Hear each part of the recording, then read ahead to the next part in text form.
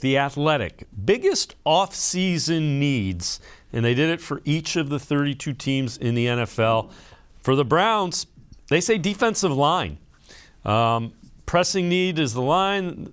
New starting tackles have to add to the pass rush group, even if they re-sign Jadeveon Clowney. I know the defensive line is a big need. Do you think it's the biggest need? No, I do think it is a need. If Jadeveon Clowney doesn't come back for whatever reason, then it vaults right up to a 1A, 1B with receiver.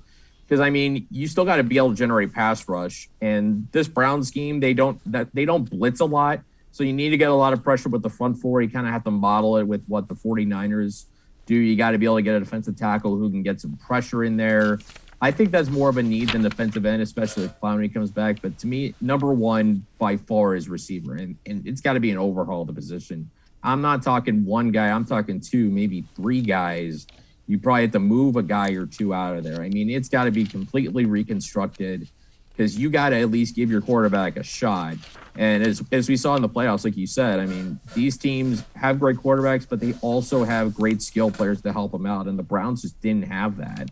So you got to be able to do that. You got to be able to give your quarterback some help. I mean, you can't expect the quarterback to play Superman if he doesn't have anybody to throw the football to in those situations.